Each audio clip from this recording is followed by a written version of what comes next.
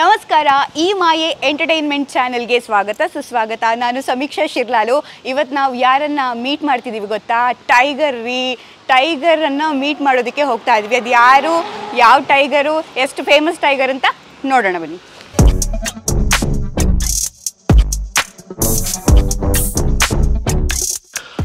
Tiger ಬಂತು. Tiger ಯಾವ ಊರು ಟೈಗರು? ದಾವಣಗೆರೆ ಟೈಗರು. ಇಲ್ಲಿಗೆ ಯಾಕೆ ಬಂತು? ನಿಮ್ಮನ್ನೆಲ್ಲ ರಂಜಿಸಿ ನಿಮ್ಮಿಂದ ಆಶೀರ್ವಾದಕ್ಕೆ ಪಡೆಯೋದಕ್ಕೆ ಬಂತು ದಾವಣಗೆರೆ ಟೈಗರ್. ಕಮನ್ ಬನ್ನಿ ಮೇಡಮ್. Super tiger sir. ನಂಗಂತ ಇವಾಗ ಕರಿಬಸಪ್ಪ ಅನ್ನೋ ಹೆಸರು ಮರ್ತೋಗಿದೆ, ಟೈಗರ್ ಅನ್ನೋ ಹೆಸರೇ ನೆನಪಿದೆ. ಬನ್ನಿ ಮೇಡಮ್, ಇದೇ ನನ್ನ ಮನೆ. ಓಕೆ ಬನ್ನಿ ನೋಡಿ, ನಾನು ಕಾಂಪಿಟೇಷನ್ಲಿ ಗೆದ್ದಿರುವ ಕೆಲವೊಂದು ಪ್ರೈಸಸ್ಗಳು ಇದೆಲ್ಲ, ಇದು ಕೆಲವೊಂದು ಟ್ರೋಫೀಸು. ಆಮೇಲೆ ನೋಡಿ, ಇಲ್ಲೊಂದು ನಾನು ಕಾಂಪಿಟೇಷನ್ ಗೆದ್ದಿರೋದು ಅಂದ್ರೆ ಪಾಕಿಸ್ತಾನದಲ್ಲಿ ಗೆದ್ದಿರೋದು 2004ರಲ್ಲಿ. ಪಾಕಿಸ್ತಾನದಲ್ಲಿ ಗೆದ್ದಿರೋದು? ಓ ಮೇಡಮ್, ಪಾಕಿಸ್ತಾನದಲ್ಲಿ ಗೆದ್ದಿರೋದು. ಅಂದ್ರೆ ಇದು ಇಸ್ಲಾಮಾಬಾದಲ್ಲಿ ನಡೆದಿತ್ತು. ಆಗ ಅಲ್ಲಿ ಭಾರತ ತಂಡದಿಂದ ಭಾಗವಹಿಸಿ ಚಿನ್ನದ ಪದಕ ಪಡೆದಿರೋದು. ಇದು ಪಾಕಿಸ್ತಾನದ ನಿಮ್ಮ ಗೆಲುವು ಇದೆಯಲ್ಲ, ನಿಮ್ಮನ್ನ ಬಿಗ್ ಬಾಸ್ ಮನೆ ಕರ್ಕೊಂಡು ಹೋಯ್ತಾ? ಹೌದು ಹೌದು ಹೌದು ಹೌದು, ಖಂಡಿತ ಖುಷಿ ಇದೆ ಈಗ ನಿಮ್ಗೆ ಬಿಗ್ ಬಾಸ್ ಮನೆ ಹೋಗ್ಬೇಕಾದ್ರೆ. ಸಿಕ್ಕಾಪಟ್ಟೆ ಖುಷಿ ಆಗಿದೆ ಫುಲ್. ಏನೀಗ ನಾನು ಅಲ್ಲಿ ಹೋಗಿದ್ದು ನಾನು ಹೋಗ್ತೀನಿ ಅಂತ ಕನಸು ಮನಸ್ಸಲ್ಲೂ ಕೂಡ ಕಂಡಿರ್ಲಿಲ್ಲ. ಹೌದಾ? ಬಿಗ್ ಬಾಸ್ ಫಸ್ಟ್ ಫೋನ್ ಬಂದಾಗ ನನಗೆ ಗೊತ್ತಾಗ್ಲಿಲ್ಲ ಇದು ಬಿಗ್ ಬಾಸ್. ಯಾಕಂದ್ರೆ ಇದು ಕನಸು ನನಸು. ಯಾಕಂದ್ರೆ ಈಗ ನಮ್ಮಂತವ್ರು ಕೋಟ್ಯಾಂತರ ಜನಗಳಿದ್ದಾರೆ. ಇದನ್ನ ನಮ್ಗೆಲ್ಲ ಅವಕಾಶ ಸಿಗುತ್ತೆ ಏನೋ, ಯಾರೋ ಸುಮ್ನೆ ನಮ್ಮನ್ನ ಏನೋ ಫ್ರಾಂಕ್ ಮಾಡ್ತಾರೆ ಅಂತ ಅನ್ಕೊಂಡಿದ್ದೀವಿ. ನೋಡಿದ್ರೆ ನಿಜವಾಗ್ಲೂ ಅವ್ರಿಲ್ಲ, ಬಿಗ್ ಬಾಸ್ ಇಂದ ನಾವು ಕಾಲ್ ಮಾಡ್ತಾ ಇದೀವಿ. ಖಂಡಿತ ಇದು ನಿಜವಾಗ್ಲೂ ಕನಸು ನನಸು ಅಂತ ಹೇಳ್ಬಿಟ್ಟು ಇದು ಮಾಡ್ಕೊಂಡಿದ್ದು ಉಂಟು. ಯಾಕಂದ್ರೆ ಈ ತರದ್ದು ಕಾಂಪಿಟೇಷನ್ ಮಾಡಿರೋರು, ಈ ತರದ್ದೆಲ್ಲ ಸಾಧನೆ ಮಾಡಿರೋರು ಬಹಳ ಜನಗಳಿದ್ದಾರೆ. ಸೊ ಇದೇನಿದು ನನ್ನನ್ನ ಸಂಪರ್ಕ ಮಾಡಿದ್ರೆ ಅಂತ ಹೇಳ್ಬಿಟ್ಟು ನನಗೆ ಸಾಕಷ್ಟು ಆಶ್ಚರ್ಯ ಆಯ್ತು ಮೇಡಮ್. ಇದು ಬಿಗ್ ಬಾಸ್ ಇದು ಹಾಲ್ ಮೇಡಮ್. ಇದು ನಮ್ಮ ಮನೆ. ಕೆಲವೊಂದು ಟ್ರೋಫೀಸ್ ಎಲ್ಲ ನೀವೆಲ್ಲ ನೋಡಿದೀರಾ. ನಿಮ್ಗೆ ಹೇಳ್ತಾ ಹೋದ್ರೆ ದೊಡ್ಡ ಸ್ಟೋರಿನೇ ಇದೆ. ಡಾಕ್ಟರ್ ರಾಜ್ಕುಮಾರ್ ಸರ್, ಹೌದು, ಎಲ್ಲ ಅಚೀವ್ಮೆಂಟ್ಸ್ ನೋಡಿ. ಇಲ್ಲಿ ಡಾಕ್ಟರ್ ರಾಜ್ಕುಮಾರ್ ಸರ್ ಅವರು ಸ್ವೀಟ್ಸ್ ತಿನ್ನಿಸ್ತಾ ಇದಾರೆ.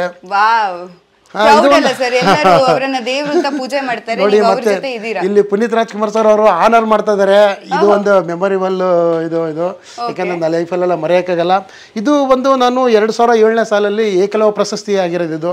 ಅಂದ್ರೆ ನಾನು ವರ್ಲ್ಡ್ ಬಿಲ್ಡಿಂಗ್ ಎಲ್ಲ ಗೆದ್ದಾದ್ಮೇಲೆ ಬನ್ನಿ, ಇದು ಒಂದು ನನ್ನ ಒಂದು ಮನೆ.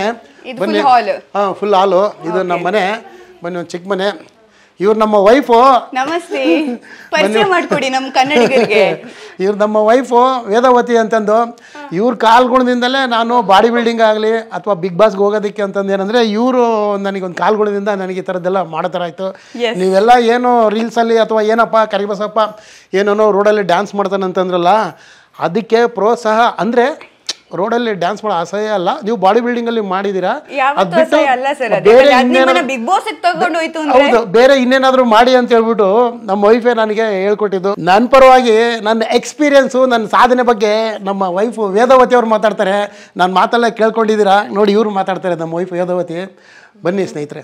ಟೈಗರ್ ಮಾತು ಕೇಳಿರ್ತೀರ ನೀವು, ಬಟ್ ಟೈಗರ್ ಹೆಂಡತಿ ಮಿನಿ ಟೈಗರ್ ಮಾತು ಕೇಳಬೇಕು ತಾನೇ ನೀವು. ಅದಕ್ಕೆ ಅವರು ನನಗೆ ಟೀ ಮಾಡ್ಕೊಡ್ತಾರಂತೆ. ಟೀ ಮಾಡ್ತಾ ಮಾಡ್ತಾ ನಾವು ಮಾತನ್ನ ಶುರು ಮಾಡೋಣ. ಮೇಡಮ್ ನಮಸ್ತೆ. ಈಗ ಯಾವ ಸ್ಪೆಷಲ್ ಟೀ ಮಾಡ್ತೀರಾ ನನಗೆ? ನಿಮ್ಗೆ ಯಾವ ಟೀ ಬೇಕು? ಮಸಾಲಾ ಟೀ ಬೇಕಾ? ಮಸಾಲಾ ಟೀನೂ ಆಗುತ್ತೆ, ಯಾವ್ದಾಗುತ್ತೆ. ಬಟ್ ನಿಮ್ಗೆ ಎಷ್ಟು ಪ್ರೌಡ್ ಇದೆ ಮ್ಯಾಮ್? ಎಷ್ಟು ಪ್ರೌಡ್ ಇದೆ? ತುಂಬಾ ಪ್ರೌಡ್ ಇದೆ. ಬಿಗ್ ಬಾಸ್ಗೆ ಹೋಗಿರೋದೇ ಒಂದು ಪ್ರೌಡ್ ಫೀಲ್ ಇದೆ. ಹೊರಗೆ ಬಂದಿರೋದು ಅಷ್ಟೇ ಬೇಜಾರಿದೆ. 1 ವೀಕಿಗೆ ಇರ್ಲಿ, ಪ್ರೌಡ್ ಇದೆ. 1 ವೀಕ್ ಇದ್ದು ಬಂದ್ರಲ್ಲ, ಅದೇ ಪ್ರೌಡ್ ಫೀಲ್ ಇದೆ. ಓಕೆ, ನಿಮ್ಮ ಎಷ್ಟು ವರ್ಷ ಆಯ್ತು ನಿಮ್ಮ ಈ ಲವ್ ಲೈಫ್, ಮ್ಯಾರಿಡ್ ಲೈಫಿಗೆ? 22. ಓಕೆ, ಇವಾಗ ನಾವು ಟಿವಿ ಮಾಡ್ಕೊಂಡು ಮಾತಾಡೋಣ. ಸರಿ ಮೇಡಮ್, ಆಯ್ತು. ಟೀ ಮಾಡ್ಕೊಡ್ತೀನಿ. ಮೊದಲಿಗೆ ಹಾಲನ್ನ ತೆಗಿಬೇಕು. ಹೌದು, ಈ ತರನೇ ಅಲ್ವಾ ಲೈಫ್ ಪ್ರೋಸೆಸ್ ಕೂಡ. ಸ್ವಲ್ಪ ಸ್ಲೋ ಆಗಾದ್ರೂ ಒಂದು ಚೆನ್ನಾಗಿರೋ ಟೀ ರೆಡಿ ಆಗುತ್ತೆ ಅನ್ನೋದು ಅದಕ್ಕೆ ಬೆಸ್ಟ್ ಎಕ್ಸಾಂಪಲ್ ನಿಮ್ಮ ಹಸ್ಬೆಂಡ್. ಏನ್ ಹೇಳ್ತೀರಾ? ಎಲ್ಲಾನು ಹಾಕ್ಬೇಕು ಟೀಗೆ. ಅದ್ ಹೆಂಗೆ ಚೆನ್ನಾಗಾಗುತ್ತೋ ಹಂಗೆ ಹಸ್ಬೆಂಡ್ ಹೆಂಗ್ ಚೆನ್ನಾಗಾಗುತ್ತೋ ಹಾಗೆ. ಎಷ್ಟು ನೀವು ನೆಗೆಟಿವ್ಗಳನ್ನ ಕೇಳಿರ್ತೀರಿ ಈಗ ಅದ್ರ ಬಗ್ಗೆ ಅಥವಾ ಆತರ ಮಾತಾಡೋರ್ ಬಗ್ಗೆ ನೀವು ಏನ್ ಹೇಳ್ತೀರಮ್ಮ? ನೆಗೆಟಿವ್ ಮಾತಾಡೋರ ಬಗ್ಗೆ ಏನು ಬೇಡ ಹೇಳೋದು. ಮಾಡ್ಲಿ ನೆಗೆಟಿವ್, ಅವ್ರಿಗೆ ಇಷ್ಟ ಅದು. ಎಷ್ಟು ನೆಗೆಟಿವ್ ಮಾತಾಡ್ತಾರೋ ಅವ್ರು ಅಷ್ಟು ಪಾಸಿಟಿವ್ ಆಗಿ ಮೇಲೆ ಹೋಗ್ತಾರೆ. ಅದು ಅದಕ್ಕೇನೆ ನೆಗೆಟಿವ್ ಮಾತಾಡೋರು ಆರಾಮಾಗಿ ಚೆನ್ನಾಗಿ ಮಾಡ್ಲಿ ನೆಗೆಟಿವ್. ನಿಜ. ನಿಮ್ಮ ಪ್ರಿಪರೇಷನ್ ಏನಿತ್ತು? ಈಗ ಸರ್ ಹೋಗ್ತಾರೆ, ಕಾಲ್ ಬಂತು ಅಂತ ಇತ್ತು, ಏನೆಲ್ಲ ಪ್ರಿಪರೇಷನ್ ಇತ್ತು ನಿಮ್ಮ ಕಡೆಯಿಂದ? ಎಲ್ಲ ಪ್ರಿಪ್ರೇಷನ್ ಅವ್ರಿಗೆ ಫುಡ್, ಡಯಟಿಂಗ್ ಫುಡ್ ಇರ್ಬೋದು, ಮತ್ತೆ ಅವ್ರಿಗೆ ಡ್ರೆಸ್ ಚಾಯ್ಸ್ ಮಾಡೋದಿರ್ಬೋದು ಎಲ್ಲ ನನ್ನ ಕಡೆನೇ ಇತ್ತು. ಮೇನ್ ಅವ್ರ ಬಾಡಿ ಮೇಂಟೈನ್ ಮಾಡ್ಕೊಂಡು ಅವರು 6 ಪ್ಯಾಕ್ ಕೇಳಿದ್ರು ಬಿಗ್ ಬಾಸ್ ಅಲ್ಲಿ, ನೀವು 6 ಪ್ಯಾಕ್ ಅಲ್ಲಿ ಬರ್ಬೇಕು ಅಂತ. ನಂದು ಅದೊಂದು ಗೋಲ್ ಇತ್ತು, 6 ಪ್ಯಾಕ್ ಮಾಡ್ಕೊಂಡೇ ಹೋಗಿ ಅಂದ್ಬಿಟ್ಟು ನಾನು ಅದಕ್ಕೆ ಅವ್ರಿಗೆ ಸಪೋರ್ಟ್ ಮಾಡ್ತಾ ಇದ್ದೆ, ಸಪೋರ್ಟ್ ಮಾಡ್ತಾ ಇದ್ದೆ. ಬಾಡಿ ಬಿಲ್ಡಿಂಗ್ ಎಲ್ಲದಕ್ಕೂ ಮಾಡಿದೀನಿ. ಬಿಗ್ ಬಾಸ್ಗೆ ಹೋಗ್ಬೇಕಾದ್ರೂ ನಾನು ಮಾಡಿದೀನಿ. ಅಂದ್ರೆ ನಿಮ್ಮ ಫ್ಯಾಮಿಲಿ ಅವರಾಗಿರ್ಲಿ ಅವರೆಲ್ಲ ಏನ್ ರಿಯಾಕ್ಟ್ ಮಾಡ್ತಿದ್ರು?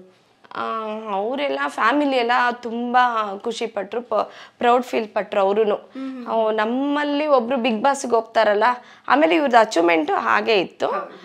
ಅಚೀವ್ಮೆಂಟಿಗೂ ಪ್ರೌಡ್ ಫೀಲ್ ಇತ್ತು. ಬಿಗ್ ಬಾಸ್ಗೆ ಹೋಗೋದು, ಬಿಗ್ ಶೋಗೆ ಹೋಗ್ತಾ ಇದ್ದಾರೆ ನಮ್ಮ ಮನೆತನದಲ್ಲಿ ಒಬ್ರು ಅಂತ ಹೇಳಿ ತುಂಬ ಫ್ಯಾಮಿಲಿ ಎಲ್ಲ ಅವ್ರ ಕಡೆ ನಮ್ಮ ಕಡೆ ಎಲ್ಲರೂ ಪ್ರೌಡ್ ಫೀಲ್ ಆಗಿದ್ರು. ತುಂಬಾ ಎಂಕರೇಜ್ ಮಾಡಿದ್ದಾರೆ ಎಲ್ಲರೂ. ಹೌದಾ? ತುಂಬಾ ಎಂಕರೇಜ್ ಮಾಡಿದ್ರು, ಎಲ್ಲ ಸಪೋರ್ಟಿವ್ ಆಗಿದ್ರು. ನನ್ಗೂ ಅಷ್ಟೇ, ಅವ್ರ ಒಳಗಡೆ ಹೋದ್ರು ನೀನೇನು ಎದ್ರು ಬೇಡಮ್ಮ ನಾವಿದ್ದೀವಿ ಅಂತ ಎಲ್ಲರೂ ನನ್ಗೆ ಸಪೋರ್ಟಿವ್ ಆಗಿದ್ರು. ಅವ್ರು ಹೋದ್ರು. ನಿಜವಾಗ್ಲು ಎಸ್, ಬೆಸ್ಟ್ ಸಪೋರ್ಟ್ ಅದು. ಇವಾಗ ಟೀ ಪೌಡರ್ ಹಾಕೋಣ, ನಿಮಗೆ ಟೀ ಮಾಡ್ಕೊಡ್ಬೇಕಲ್ಲ, ಹಂಗೆ ಮಾಡ್ತಾ ಮಾಡ್ತಾ. ಹೌದು. ಎಸ್. ಜೊತೆಗೆ ನಂಗೆ ಅನ್ಸೋದು ಮೇನ್ಲಿ ಈಗ ಹೆಂಡತಿ ಸಪೋರ್ಟ್ ತುಂಬಾ ಇಂಪಾರ್ಟೆಂಟ್ ಆಗುತ್ತೆ. ಬಟ್ ಈಗ ಅವರು ಹೋದಾದ್ಮೇಲೆ ಅಲ್ಲಿ ಅವ್ರು ಹೇಗಿದ್ರು ಈ ತರ ಇರಬಾರ್ದಿತ್ತು, ಈ ತರ ನನ್ನ ಹಸ್ಬೆಂಡ್ ಅಲ್ಲಿ ಇರ್ತಿದ್ರೆ ಒಳ್ಳೇದಿತ್ತು ಅಂದ್ರೆ ಯಾವ ಬಿಹೇವಿಯರ್ ನಿಮ್ಗೆ ಅಲ್ಲಿ ಅವ್ರ ಹತ್ರ ಇರ್ಬೇಕಿತ್ತು ಅಂತ ಅನ್ಸ್ತು? ಯಾಕಂದ್ರೆ 1 ವಾರದಲ್ಲೇ ಬಂದಿದ್ದಾರೆ ಅಂದ್ರೆ ಏನೋ ಒಂದು ಟ್ರೈ ಮಾಡಿದ್ರೆ ಅಲ್ಲೇ ಉಳಿತಿದ್ರು ಅಂದ್ರೆ ಏನ್ ಅನ್ಸುತ್ತೆ ನಿಮ್ಗೆ? ಅಂದ್ರೆ ಅಲ್ಲಿ ಮೈಂಡ್ ಗೇಮ್ ಆಡ್ಬೇಕಿತ್ತು, ಸ್ವಲ್ಪ ಫೈಟ್ ಕೊಡ್ಬೇಕಿತ್ತು, ವೈಲೆಂಟ್ ಆಗಿರ್ಬೇಕಿತ್ತು. ಈಗ ಎಲ್ಲರೂ ಇದಾರಲ್ಲ ಆತರ. ಇವ್ರು ಅಲ್ಲೆಲ್ಲೋ ಹಿಂದುಳಿದ್ ಬಿಟ್ರು. ಅದು ಇವ್ರು ಹೊರಗಡೆ ಬರಕ್ ಕಾರಣ ಆಯ್ತು. ಇಬ್ರು ಆಡ್ಬೋದಿತ್ತು. ಈಗ ಒಂಟಿಗಿಂತ ಜಂಟಿ ಇನ್ನ ಸ್ಟ್ರಾಂಗ್ ಇರ್ತಿದ್ರು. ಇವ್ರಿಬ್ರು ಯಾಕೆ ಸ್ಟ್ರಾಂಗ್ ಆಗಿ ಆಡ್ಲಿಲ್ಲ ಅನ್ನೋದೇ ಒಂದು ಫೀಲಿಂಗ್ ಇದೆ. ಫೀಲಿಂಗ್ ಇದೆ. ಇಬ್ರು ಕಂಪ್ಲೀಟ್ಲಿ ಇವ್ರ ಮೇಲೆನೆ ಹೇಳ್ತಿದಾರಲ್ಲ, ಇವ್ರು ಒಂದು ಆಕ್ಟಿವ್ ಆಗಿ ಇರ್ತಿದ್ರೆ ಒಂದು ನಾವ್ ವಿನ್ ಆಗ್ತಿದ್ವಿ ಅನ್ನೋದೆಲ್ಲ ಇಂಟರ್ವ್ಯೂಸ್ ಅಲ್ಲಿ ಹೇಳ್ತಿದ್ದಾರೆ. ಅದ್ರ ಬಗ್ಗೆ ಏನ್ ಹೇಳ್ತೀರಾ ನೀವು? ಇಲ್ಲ, ಅದ್ರ ಬಗ್ಗೆ ಏನ್ ಹೇಳಕ್ಕಾಗಲ್ಲ. ಯಾಕಂದ್ರೆ ಒಳಗಡೆ ಅವರಿಬ್ರು ಏನೇನ್ ಮಾತಾಡ್ಕೊಂಡಿದ್ರು ಗೊತ್ತಿಲ್ಲ ನನಗಂತೂ. ಹೊರಗಡೆ ಬಂದ್ಮೇಲೆ ಹೇಳ್ತಾ ಇದ್ದಾರೆ. ಏನೋ ಒಟ್ನಲ್ಲಿ ಇಬ್ರು 2 ಕೈ ಸೇರಿದ್ರೆ ಚಪ್ಪಾಳೆ. ನಂದು ಅದೊಂದು ಇದೆ ಅಷ್ಟೇ. 2 ಕೈ ಸೇರಿದ್ರೇನೆ ಚಪ್ಪಾಳೆ. ಇಬ್ರು ಆಟ ಆಡ್ಬೇಕಿತ್ತು, ಒಬ್ರನ್ನೇ ಬ್ಲೇಮ್ ಮಾಡಕ್ ಆಗಲ್ಲ. ನಿಮ್ದು ಮದ್ವೆದೇನೋ ಯುನೀಕ್ ಸ್ಟೋರಿ ಇದೆ ಅಂತ, ಅದ ಹೆಂಗೆ? ಏನಿಲ್ಲ, ಅರೇಂಜ್ ಮ್ಯಾರೇಜ್. ಅದೇ ಅವ್ರದ್ದು ಬಾಡಿ ಎಲ್ಲ ನೋಡಿ ನನಗೆ ಅವ್ರದ್ದು ಗೇಮ್ ಗೊತ್ತಿಲ್ಲ, ಬಾಡಿ ಬಿಲ್ಡಿಂಗ್ ಬಗ್ಗೆ ನನಗೆ ಗೊತ್ತಿರ್ಲಿಲ್ಲ. ಅವರು ಒಂದು ವಿಡಿಯೋ ಕಳ್ಸಿದ್ರು, ಅದ್ ನೋಡ್ಬಿಟ್ಟು ಎದ್ರುಬಿಟ್ಟು ಬೇಡಪ್ಪ ಈ ತರ ಇದಾರೆ, ಇಷ್ಟು ಹೊರಟಿದ್ದಾರೆ ಅಂತ ಹೇಳಿ ಬೇಡ ಅಂದಿದೆ. ಅದೊಂದು ಯೂನಿಕ್ ಅಂತ ಹೇಳಿರ್ಬೋದು ಅವರು ಸ್ಟೋರಿ ಅದೊಂದು. ಆಮೇಲೆ ಅವ್ರು ಕನ್ವಿನ್ಸ್ ಮಾಡಿ ನಾನು ಒಂದು ಹಾಡ್ ಮುಖಾಂತರ ನನ್ಗೆ ಪ್ರಪೋಸ್ ಮಾಡಿದ್ರು. ನಮ್ಮ ಫ್ಯಾಮಿಲಿ ಮುಂದೆ, ಒಬ್ಳೆ ಅಲ್ಲ ಫ್ಯಾಮಿಲಿ ಮುಂದೆ ಎಲ್ಲ ಒಂದು ಹಾಡು ಹೇಳಿ ಅಂತ ನಮ್ಮ ಆಂಟಿ ಅವರೆಲ್ಲ ಹಾಡು ಹೇಳಿಸಿದ್ರು. ಅವಾಗ ನನ್ಗೆ ಗೊತ್ತಾಯ್ತು ಬಾಡಿ ಅಷ್ಟೇ ಹೊರಟು ಅವ್ರ ಮನ್ಸು ಮೃದು ಇದೆ ಅಂತ ಒಪ್ಕೊಂಡೆ. ಅಂಡ್ ತುಂಬಾ ಸ್ಟೋರೀಸ್ ಗಳನ್ನ ನಿಮ್ಮ ಹತ್ರನು ಆ ಥರನೇ ಹೇಳ್ತಾರ? ಜಪಾನ್, ಪಾಕಿಸ್ತಾನ, ರಷ್ಯಾದ ಸ್ಟೋರೀಸ್ ಎಲ್ಲ ನಿಮ್ಮ ಹತ್ರನು ಹಾಗೆ ಶೇರ್ ಮಾಡ್ತಿದ್ರ? ಇಲ್ಲ, ಯಾಕಂದ್ರೆ ಅಚೀವ್ಮೆಂಟ್ ಮುಂಚಿಂದೆಲ್ಲ ಹೇಳಿದ್ದಾರೆ, ನಾನು ಇಲ್ದೆ ಇರೋ ಅಚೀವ್ಮೆಂಟ್ ಬಗ್ಗೆ. ನಾನ್ ಬಂದ್ಮೇಲೆ ಕೆಲವೊಂದು ಅಚೀವ್ಮೆಂಟ್ ಮಾಡೋದು ನನ್ಗೇನು ಅವ್ರು ಹೇಳೋ ಅವಶ್ಯಕತೆ ಇಲ್ಲ, ನನ್ಗೆ ಗೊತ್ತಿದೆ. ಮನೇಲಿ ಏನಿಲ್ಲ, ಬೇರೆಯವ್ರಿಗೆ ಗೊತ್ತಿಲ್ವಲ್ಲ, ಅದಕ್ಕೆ ಅವ್ರು ಹೇಳ್ತಾರೆ, ಅದನ್ನ ಮೋಟಿವೇಶನ್ ಅನ್ಕೋತಾರೆ. ಏನು ಮಾಡಕ್ಕ ಇವಾಗ ಅವ್ರ ಅಚೀವ್ಮೆಂಟ್ ನ ಹೇಳಿದ್ರಲ್ವಾ ಗೊತ್ತಾಗೋದು, ನಿಮಗೆ ಹೇಳಿದ್ರೆ ಗೊತ್ತಾಗೋದು. ಖಂಡಿತ ಹಾಗಲ್ವಾ? ಹಂಗಾಗಿ ಅವ್ರು ಸ್ವಲ್ಪ ಮಾತಾಡ್ತಾರೆ. ಆದ್ರೆ ಅಲ್ಲಿ ಮಾತಾಡ್ಬೇಕಿತ್ತು.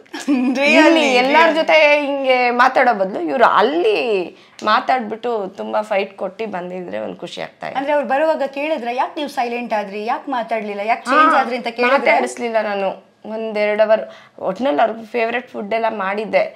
ಅಲ್ಲಿ ನಾನು ಹೋಗಿದ್ನಲ್ಲ, ಅಲ್ಲೇ ನನ್ಗೆ ತುಂಬಾ ಫುಲ್ ಫೀಲಿಂಗ್ ಆಗೋಯ್ತು. ನಾನು ಕುತ್ಕೊಂಬಿಟ್ಟೆ, ಸೈಲೆಂಟ್ ಆಗಿ ಕುತ್ಕೊಂಬಿಟ್ಟೆ. ಇವ್ರು ಹೊರ್ಗಡೆ ಕರೆದ್ರಲ್ಲ, ಸುದೀಪ್ ಸರ್ ಹೊರ್ಗಡೆ ಕರೆದ್ರು, ನನ್ಗೆ ಅವಾಗ್ಲೇನೆ ಶವರಿಂಗ್ ಸ್ಟಾರ್ಟ್ ಆಗ್ಬಿಡ್ತು. ಹೋಗ್ಲಿ ಬಿಡು. ಆಮೇಲೆ ಇನ್ ನಾವೇ ಕನ್ವಿನ್ಸ್ ಮಾಡ್ಬೇಕಲ್ಲ, ನಾವು ಅವ್ರನ್ನ ಕುಗ್ಗಿಸ್ಬಾರ್ದಲ್ಲ. ಮತ್ತೆ ನಾನೇ ಅವ್ರಿಗೆ ಚೀಯರಪ್ ಮಾಡಿದೆ. ಸ್ವಲ್ಪ ಮಾತಾಡ್ಲಿಲ್ಲ, 1 hour ಅಷ್ಟೇ ಮೇಡಮ್. ನಾವ್ ಯಾವತ್ತು ನಾವೇನೇ ಮಾತಾಡಿದ್ರು, ಜಗಳ ಆಡಿದ್ರು 10 ನಿಮಿಷದಲ್ಲಿ ಅವರೇ ಮಾತಾಡಿಸ್ಬಿಡ್ತಾರೆ. 100 ಸರಿ ಕರೀತಾರೆ ನನ್ನ ಹೆಸರು ವೇದ ವೇದ ಅಂತ. ಹೊರಗಡೆಯಿಂದ ಬರ್ತಾನೆ ವೇದ ವೇದ ಅನ್ಕೊಂಡ್ ಬರ್ತಾರೆ. ಹಂಗಾಗಿ ನಮ್ಮಿಬ್ರು ಮಧ್ಯ ಜಗಳನೂ ಆಗಲ್ಲ. ಜಗಳ ಆಡಿದ್ರು ಒಂದ್ ಅರ್ಧ ಗಂಟೆ ಅಷ್ಟೇ. ನಾನು ಅದು ಅರ್ಧ ಗಂಟೆ ತಗೊಳ್ಳೋದು, ನಾನ್ ಸಮಾಧಾನ ಮಾಡ್ಕೊಳಕೋಸ್ಕರ ಅರ್ಧ ಗಂಟೆ. ಅವ್ರೇನಿಲ್ಲ. ಈಗ ವೈಲ್ಡ್ ಕಾರ್ಡ್ ಎಂಟ್ರಿ ಇದೆ ಅಂತ ಅನ್ಕೊಳ್ಳಿ, ಅವಾಗ ಹೋಗ್ತಾರೆ ಅನ್ಕೊಳ್ಳಿ. ಈಗ ಅವ್ರನ್ನ ಹೇಗ್ ತಯಾರಿ ಮಾಡಿ ಕಳಿಸ್ತೀರಾ ನೀವೀಗ? ವೈಟ್ ಕಾರ್ಡ್ ಎಂಟ್ರಿನ ಬಂದ್ರೆ ಸಾಕು. ಬಂದ್ರೆ ಇವಾಗ ಫಸ್ಟಿಗೆ ಅಷ್ಟು ತಯಾರಿ ಮಾಡಿದೀನಿ. ನೆಕ್ಸ್ಟ್ ಲೆವೆಲ್ ಇರುತ್ತೆ ತಯಾರಿ ಎಲ್ಲ. ಬಟ್ ನಿಮ್ಮ ಏನಾದರೂ ನೀವು ಹಿಂಗೆ ಆಡ್ತಾರೆ ಅಂತ ಆಸೆ ಇಟ್ಕೊಂಡಿದ್ರಿ, ಅದನ್ನು ಅವರು ಫುಲ್ಫಿಲ್ ಮಾಡಲಿಲ್ವಾ ಫಸ್ಟ್ ವೀಕಲ್ಲಿ? ಅಂದರೆ ಅವರು ತುಂಬ ಸೈಲೆಂಟ್ ಆಗಿಬಿಟ್ರಲ್ಲ? ಅದೇ ಅವ್ರಿಗೆ ಸ್ವಲ್ಪ ಸೈಲೆಂಟ್ ಅಂದರೆ ಒಳಗಡೆ ಎಲ್ಲ ಕೆಲವೊಂದು ಸಾಂಗ್ ಆಡಿದ್ದಾರೆ. ನಾನು ಆಲ್ರೆಡಿ ಎಲ್ಲ ಹೇಳಿದ್ದೀನಿ. ಕೆಲವೊಂದು ಸಾಂಗ್ ಆಡಿದ್ದಾರೆ, ಆಮೇಲೆ ಗಾದೆ ಹೇಳಿದ್ದಾರೆ, ಒಗ್ಗಟ್ಟು ಬಿಡಿಸ್ತಾರಲ್ಲ ಅದೇ ಹೇಳಿದ್ದಾರೆ. ಆಮೇಲೆ ಡೈಲಾಗ್ ಹೇಳಿದ್ದಾರೆ, ರಾಜ್ಕುಮಾರ್ ಅಣ್ಣವ್ರದ್ದು ಡೈಲಾಗ್ ಹೇಳಿದ್ದಾರೆ. ಎಲ್ಲಾನು ಮಾಡಿದ್ದಾರೆ. ಎಲ್ಲ ಒಂದು ಈ 3 ಅಷ್ಟೇ ಬಂದಿದೆ. ಇನ್ ಮಿಕ್ಕಿದೆಲ್ಲ ಕ್ಯಾಪ್ಚರ್ ಮಾಡಿಲ್ಲ. ಮೇ ಬಿ ಎಲ್ಲರದ್ದು ತೋರಿಸ್ಬೇಕಂತ ಅವರು ಮಾಡಿಲ್ವೋ ಏನೋ ಗೊತ್ತಿಲ್ಲ. ಮಾಡಿದ್ದಾರೆ, ಎಂಟರ್ಟೈನ್ಮೆಂಟ್ ಕೊಟ್ಟಿದ್ದಾರೆ. ಇನ್ನು ಕೊಡ್ಬೋದಿತ್ತು. ಇನ್ನು ಫೈಟ್ ಮಾಡೋ ಎಂಟರ್ಟೈನ್ಮೆಂಟ್ಗಿಂತ ಅಲ್ಲಿ ಫೈಟ್ ಮಾಡೋದು ಮುಖ್ಯ. ವಾದ ಮಾಡ್ಬೇಕಲ್ಲಿ. ಇವರು 7 ಓಟ್ ಬಂತಲ್ಲ, ಅಲ್ಲೇ ಇವ್ರು ವಾದ ಮಾಡ್ಬೋದಿತ್ತು. ನಾವು ಅನ್ಕೊಂತಿದ್ವಿ ಯಾಕೆ ವಾದ ಮಾಡ್ತಾ ಇಲ್ಲ ಇವರು, ಎಲ್ಲಾರು ಓಟ್ ಮಾಡಿದ್ದಾರೆ, ಇವ್ರು ವಾದ ಮಾಡ್ಬೇಕಲ್ಲ ಅನ್ಸ್ತು. ಇಬ್ರು ಮಾಡ್ಲಿಲ್ಲ. ಅಟ್ಲೀಸ್ಟ್ ಒಬ್ರಾದ್ರೂ ಧ್ವನಿ ಎತ್ತಿದ್ರೆ ಏನೋ ಆಗ್ತಾ ಇತ್ತು. ಇಬ್ರು ಮಾಡ್ಲಿಲ್ಲ ಬಿಡಿ. ಹೌದು, ಇರ್ಲಿ, ಇನ್ನೊಂದು ಅವಕಾಶ ಸಿಗ್ಲಿ. ನಾವು ಇನ್ನ ಕರಿಬಸಪ್ಪ ಸರ್ ಜೊತೆ ಮಾತಾಡೋಣ. ನಾನು ಟೀ ತಗೊಂಡ್ ಬರ್ತೀನಿ ನಿಮ್ಗೆ.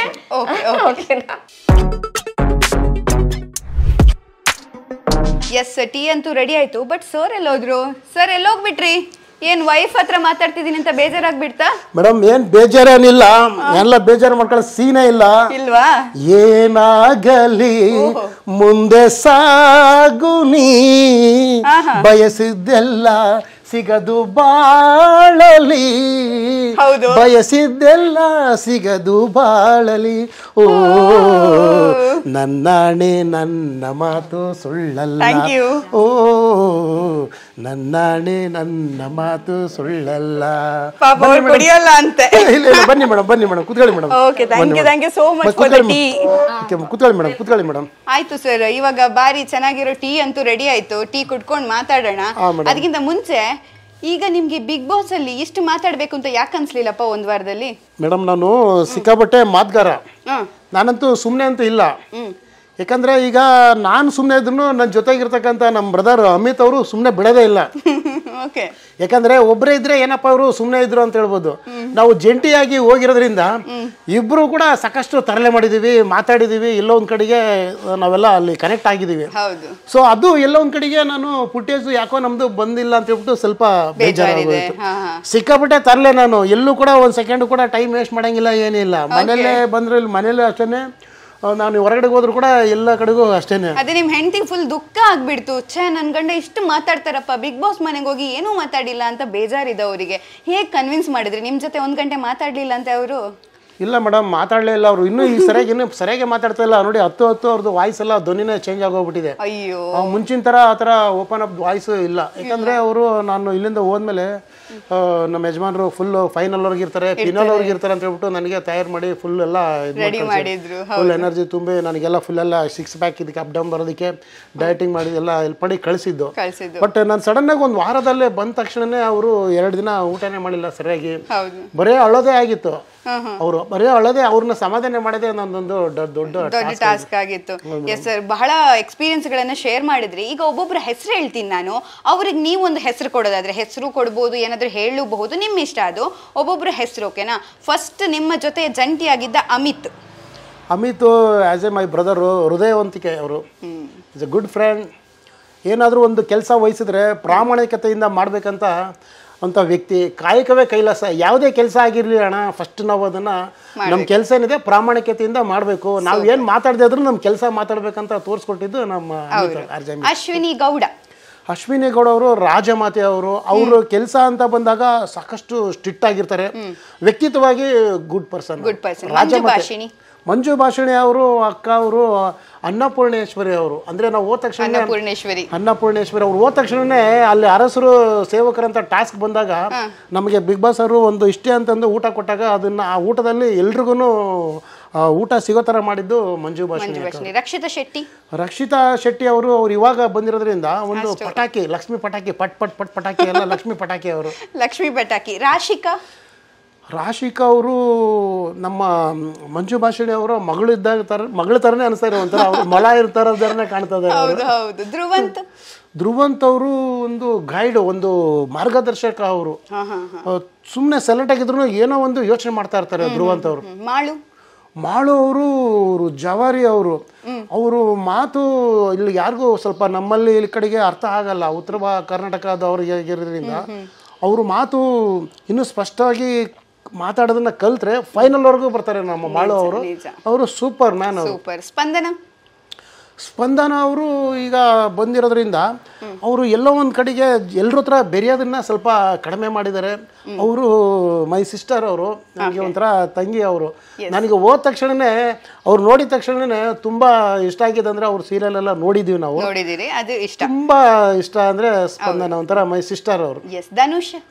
ಧನುಷ್ ಅವರು ನನಗೆ ಅಲ್ಲಿ ನೋಡಿ, ನಾನು ವ್ಯಕ್ತಿಗತವಾಗಿ ತುಂಬ ಒಳ್ಳೆಯವರು. ಬಟ್ ಅಲ್ಲಿ ನಾವು ನೋಡ್ದಂಗೆ ಯುವರಾಜ.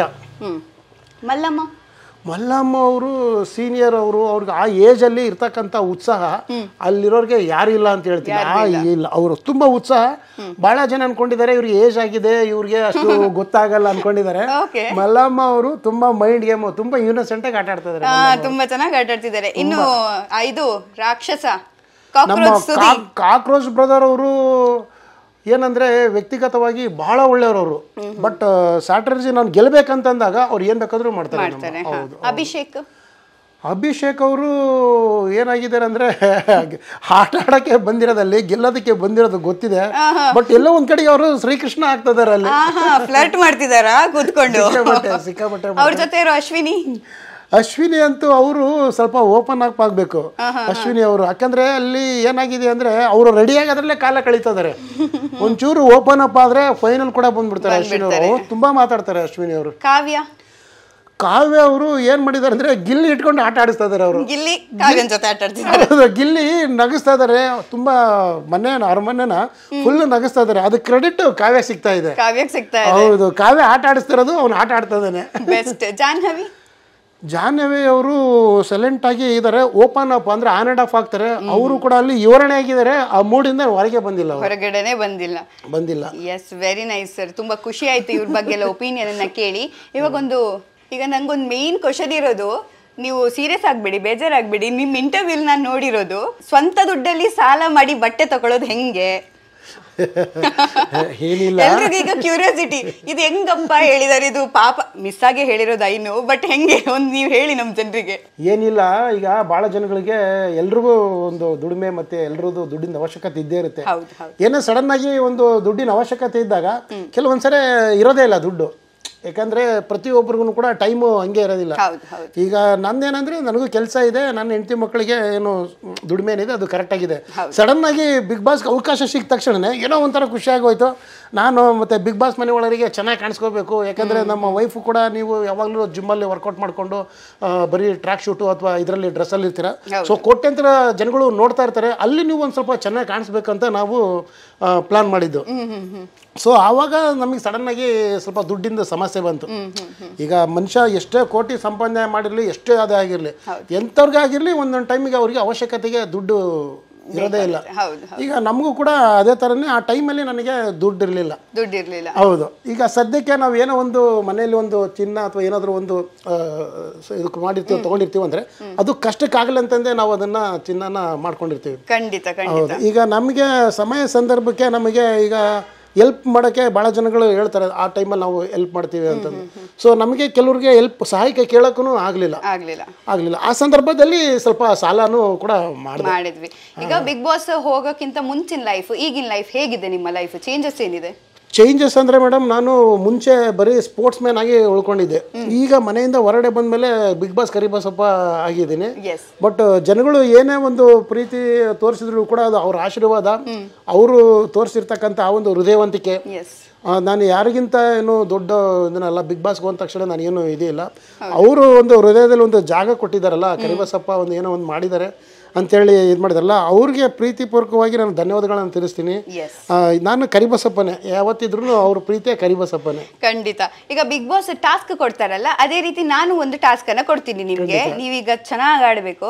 ನಾನು ಒಂದು ವರ್ಡ್ ಹೇಳ್ತೀನಿ, ಆ ವರ್ಡ್ ಅನ್ನ ನೀವು ರಿಪೀಟ್ ಮಾಡ್ಬೇಕು, ನಾನು ಹೇಳ್ದಂಗೆ ಹೇಳ್ಬೇಕು. ಓಕೆನಾ?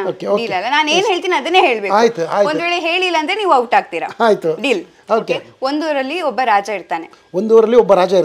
ಆ ರಾಜ ಬಹಳ ಸುಂದರವಾಗಿರ್ತಾನೆ. ಆ ರಾಜನಿಗೆ 3 ಮಕ್ಕಳು. ಮಕ್ಕಳ ಹೆಸರು ರಾಮ, ಶ್ಯಾಮ, ಬಾಮ. ರಾಜನಿಗೆ ಎಷ್ಟು ಮಕ್ಕಳು? 3 ಜನ ಮಕ್ಕಳು. ನಾನು ಹೇಳ್ದಂಗೆ ಹೇಳ್ಬೇಕಿತ್ತು. ರಾಜನಿಗೆ ಎಷ್ಟು ಮಕ್ಕಳು ಅಂತ ನೀವೇನ್ ಹೇಳಿದ್ರಿ? 3 ಮಕ್ಕಳು. ನೋಡಿ, ಕರಿಬಸಪ್ಪ ಜೊತೆ ವಿನ್ ಆಗಿದ್ದೀನಿ. ನೋಡಿದ್ರ ಟೈಗರ್ ರನ್ನರ್ಗೆ ಟೈಗರ್ಗೆ ಹೆಂಗೆ ಇದು ಮಾಡ್ತಾರೆ ಅಂತಂದು ಕೌಂಟರ್ ಡೈಲಾಗು ನೋಡಿ ಭಾರಿ ಖುಷಿ ಆಯ್ತು ಸರ್. ಇದಂತೂ ಒಳ್ಳೆ ಚೆನ್ನಾಗಿತ್ತು. ಇವಾಗ ಒಂದು ಸೂಪರ್ ಬೆಸ್ಟ್ ಡೈಲಾಗ್ ಹೇಳೋದಾದ್ರೆ? ಸೂಪರ್ ಬೆಸ್ಟ್ ಡೈಲಾಗ್ ಅಂತಂದ್ರೆ, ಭೋರ್ಗರಿದು ಹುಕ್ಕುವ ಪ್ರವಾಹವನ್ನು ಪ್ರತಿರೋಧಿಸಬಲ್ಲೆ, ಕಾಡ್ಗಿಚ್ಚನ್ನು ಕಾಲಿನಿಂದ ಮ್ಯಾಟ್ಟಿ ಅಡಗಿಸಬಲ್ಲೆ, ಬರ ಸಿಡಿಲ ಬಡಿತವನು ಬೆಗೆ ಮುಷ್ಟಿಯಲ್ಲಿ ಹಿಡಿಯಬಲ್ಲೆ, ಆದರೆ ಮಾತೃನಿಂದನೆಯನ್ನು ಮಾತ್ರ ನಾನು ಸಹಿಸಲಾರೆ. ಏನು ಪಾರ್ಥ, ಕೆಂಗಣ್ಣಿನಿಂದ ಕೆಕ್ಕರಿಸಿ ನೋಡಿ ನನ್ನನ್ನು ಗೆಲ್ಲಲಾರೆ. ಈಗ ಶಕ್ತಿ ನಿನ್ನಲ್ಲಿ ಇಲ್ಲ. ಪರಮ ಪತಿರತೆಯನ್ನು ನಿಲ್ಲಿಸಿದ ಮರುಕ್ಷಣವೇ ನಿನ್ನ ಪುಣ್ಯವೆಲ್ಲ ಉರಿದು ಹೋಗಿ ಪಾಪದ ಮೂಟೆ ನಿನ್ನ ಹೆಗಲು ಹತ್ತಿದೆ. ಹೂಡುಗಾಂಡೀವ ಎತ್ತು ಆ ಪರಮೇಶ್ವರನು ಕೊಟ್ಟ ಆ ಪದಾಸ್ತ್ರ. ಶಿವನನ್ನು ಗೆದ್ದೆ ಎಂಬ ಶೌರ್ಯ ನಮಗೆ ಸ್ವಲ್ಪ ತಿಳಿಯಲಿ, ಅಥವಾ ಶಿವನನ್ನು ಗೆದ್ದೆ ಎಂಬ ಅಹಂಕಾರ ನನ್ನಿಂದಲೇ ಮಣ್ಣಾಗಲಿ. ಮದಾಂತ ಸುರಲೋಕಕ್ಕೆ ಸೋಪಾನ ಕಟ್ಟಿ ಮತ್ಸ್ಯಯಂತ್ರಗಳನ್ನು ಭೇದಿಸಿ ರಣರಂಗದಲ್ಲಿ ವಿಜಯಂಗನಾಡಿದ ಅರ್ಜುನನ ಪರಾಕ್ರಮ ನಿನಗೇನು ತಿಳಿದಿದೆಯೋ? ವಾ ಸೂಪರ್. ನೋಡಿ, ಟ್ಯಾಲೆಂಟ್ ಹೆಂಗೆ ಅಡಗಿದೆ ಅನ್ನೋದು ಗೊತ್ತಾಗುತ್ತೆ. Super talent sir. ತುಂಬಾ ಖುಷಿ ಆಯ್ತು ನಿಮ್ ಜೊತೆ ಮಾತಾಡಿ. ಈಗ ನಿಮಗೆ ಪ್ರೀತಿ ಕೊಟ್ಟಂತಹ ನಿಮ್ಮ ಅಭಿಮಾನಿಗಳು, ನಿಮ್ಗೆ ಅಂತಾನೆ ಎಷ್ಟೋ ಅಭಿಮಾನಿಗಳಿದ್ದಾರೆ, ಈಗ ಆ ಅಭಿಮಾನಿಗಳಿಗೆ ಏನ್ ಹೇಳ್ತೀರಾ? ಎಲ್ಲರೂ ಪ್ರೀತಿ ತೋರಿಸುವಂಥ ಅಭಿಮಾನಿಗಳಿಗೆ ಯಾರೆಲ್ಲ ನೀವೆಲ್ಲ ಒಂದು ವಾರಕ್ಕೆಲ್ಲ ಬಂದಿದ್ರೆ ಅಂತ ಹೇಳ್ಬಿಟ್ಟು ನಿರಾಸೆ ನೀವೆಲ್ಲ ಏನು ಮಾಡ್ಕೊಂಡಿದ್ದೀರೋ, ದಯಮಾಡಿ ನನ್ನಲ್ಲೊಂದು ಕ್ಷಮೆ ಇರಲಿ. ಯಾಕಂದರೆ ನಾನು ಒಂದು ವಾರ ಇದ್ದು ಬಂದ ಅಂದ ಮಾತ್ರಕ್ಕೆ ಹೊರಗಡೆಗೆ ಬಂದಂದರೂ ಕೂಡ ನನ್ನ ಏನು ಪ್ರತಿದಿನ ನಾನು ನಿಮ್ಮ ಸೋಷಿಯಲ್ ಮೀಡಿಯಾ ಮುಖಾಂತರ ನಿಮ್ಮನ್ನು ರಂಜಿಸ್ತೀನಿ, ಖುಷಿಪಡಿಸ್ತೀನಿ. ನಾನು ನನ್ನದೇ ಆದಂಥ ಒಂದು ವ್ಯಕ್ತಿತ್ವ ನಿಮಗೆ ಪ್ರದರ್ಶನ ಮಾಡಿ ಒಂದು ಆರೋಗ್ಯದ ಕಾಳಜಿ ವಹಿಸೋದ ಬಗ್ಗೆ ಇರ್ಬೋದು, ಅಥವಾ ನಾನು ಎಂಟರ್ಟೈನ್ಮೆಂಟ್ ಮಾಡೋದಿರ್ಬೋದು, ಅದನ್ನು ಯಾವುದೇ ಕಾರಣಕ್ಕೂ ನಿಲ್ಲಿಸಲ್ಲ. ಇನ್ನು ಅತಿ ಹೆಚ್ಚಿನ ಮಟ್ಟಿಗೆ ನಾನು ನಿಮ್ಮನ್ನು ಖುಷಿಪಡಿಸ್ತೀನಿ, ರಂಜಿಸ್ತೀನಿ ಅಂತ ಹೇಳ್ಬಿಟ್ಟು ಈ ಮುಖಾಂತರ ನಿಮ್ಮನ್ನು ಹೇಳ್ತಾ ಇದ್ದೀನಿ. ನೀವೆಲ್ಲರೂ ನೋಡಿ ಈ ಒಂದು ಚಾನಲ್ನ ನೋಡಿಬಿಟ್ಟು ಆಶೀರ್ವಾದ ಮಾಡಿ. ದಾವಣಗೆರೆಯ ಟೈಗರ್ ಜೊತೆ ಮಾತಾಡಿ ನನಗಂತೂ ತುಂಬಾನೇ ಖುಷಿ ಆಯ್ತು. ತುಂಬಾ ಚೆನ್ನಾಗಿ ಮಾತಾಡ್ಸಿದ್ರು. ನಿಮಗೂ ಕೂಡ ಈ ವಿಡಿಯೋ ಇಷ್ಟ ಆಗಿದ್ರೆ ಈ ಮಾಯೆ ಯೂಟ್ಯೂಬ್ ಚಾನಲ್ ಅನ್ನ ನೀವು ಕೂಡ ಸಬ್ಸ್ಕ್ರೈಬ್ ಮಾಡಿ, ಲೈಕ್ ಮಾಡಿ, ಶೇರ್ ಮಾಡಿ, ಅಂಡ್ ವೈಲ್ಡ್ ಕಾರ್ಡ್ ಎಂಟ್ರಿ ಕೊಟ್ರೆ ಸಪೋರ್ಟ್ ಮಾಡಿ. Thank you so much.